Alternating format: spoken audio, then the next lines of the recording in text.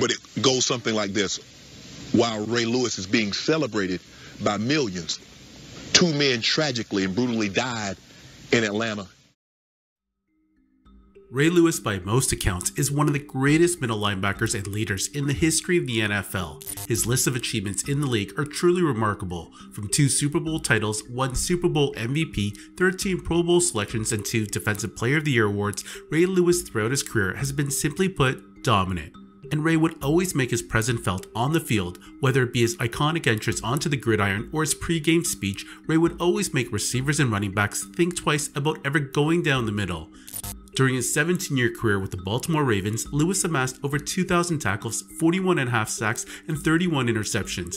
However, this incredible career almost never came to be, and we're going to turn the clock back over 20 years to the tragic event that occurred on January 31st, 2000 in Atlanta, Georgia. Super Bowl 34 was hosted in Atlanta, and this was a close encounter between the Tennessee Titans and St. Louis Rams in an epic final ending that saw the Titans come up just short of a miraculous comeback. And the events that proceeded after the game is where we're going to take a look at. In the week leading to the Super Bowl, Ray Lewis and his entourage would travel to Atlanta to enjoy the Super Bowl festivities and to attend an after-party at Cobalt Lounge.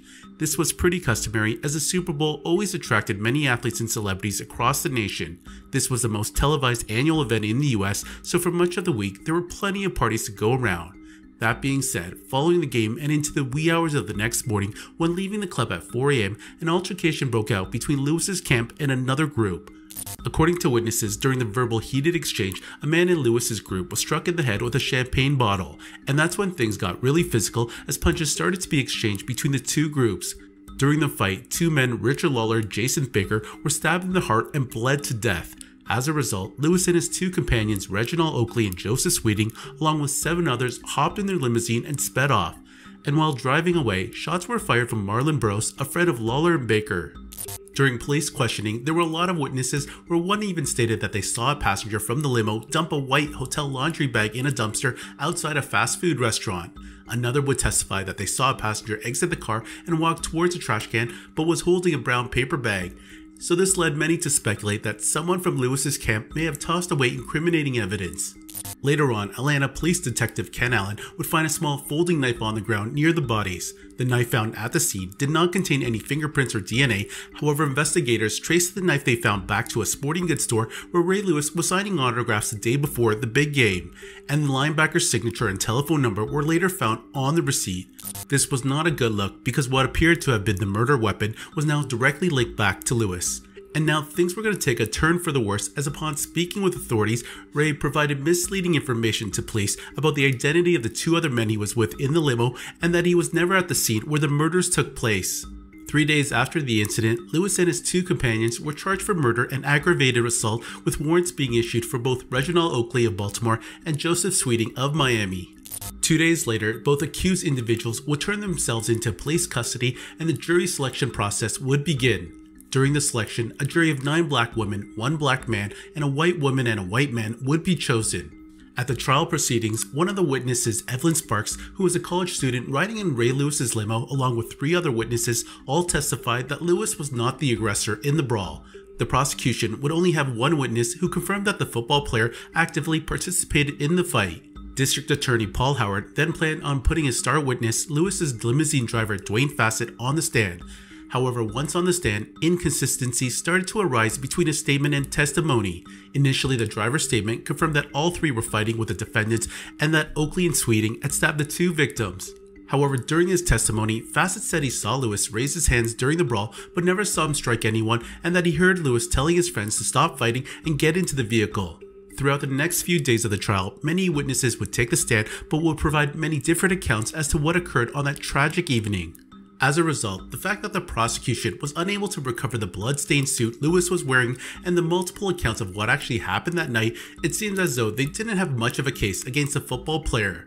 However, in a shocking turn of events, Lewis's attorneys Don Samuel and Ed Garland would then negotiate a plea agreement with the district attorney where murder charges against his client would be dropped in exchange for his testimony against Oakley and Sweeting, along with a guilty plea to a misdemeanor charge of obstruction of justice.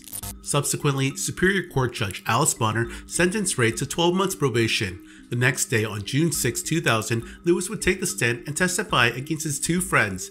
And just when you thought there couldn't be any more surprises, in a shocking turn of events, Oakley and Sweeting, who were each facing life sentences, were acquitted of both charges as the jury deliberated for less than 5 hours as they deemed the two were acting in self-defense.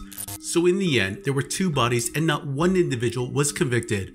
Ray Lewis essentially struck a deal with the prosecution to pin the murders on his two friends and save himself and his football career. According to the justice system, the only crime he committed was obstruction of justice, as he lied to investigators and looked to have disposed of the clothes he was wearing that night. So contrary to many beliefs that these two murders went unsolved, the fact is that there is no dispute that Oakley and Sweeting killed Baker and Lollar. However, this was found to be under an act of self-defense. On top of that, the prosecution did not have a strong enough case against Lewis and his companions due to the large number of people drinking that night and providing contradicting statements. The NFL would also come hard down on Lewis and slapped him with a $250,000 fine, the highest levied against a player for an infraction not involving substance abuse. In 2003 and 2004, families for both Baker and Lollar would sue Lewis for $10 and $13 million respectively. Both cases would eventually be settled out of court.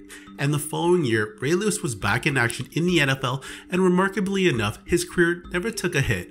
In the 2000 campaign, Ray Lewis would go on to lead the Baltimore Ravens to a Super Bowl title that was led by arguably the greatest defense of all time, followed by another title in 2013 before finally retiring. So with that said, what are your thoughts on this murder case? Did Ray Lewis benefit from his status as an athlete throughout the trial proceedings? Do you think if he stuck to his guns, he would have gotten off along with his two friends? Anyways, let me know in the comment section below, and if you enjoyed this video and want to see more of this type of content, smash that like button. A couple of weeks ago, the family of the incident in 2000, and I'm paraphrasing, but it goes something like this. While Ray Lewis is being celebrated by millions, two men tragically and brutally died in Atlanta. Ray Lewis knows more than Ray Lewis ever shared. What would you like to say to the families? It's simple, you know. God has never made a mistake. That's just who he is, you see? And if our system, this is the sad thing about our system, if our system took the time to really investigate what happened 13 years ago, maybe they would have got to the bottom line truth. But the saddest thing ever was that a man looked me in my face and told me, "We know you didn't do this, but you going down for it anyway." To the family, if you really knew the way God works, he don't use people who commits anything like that for his glory. No way. It's the total opposite.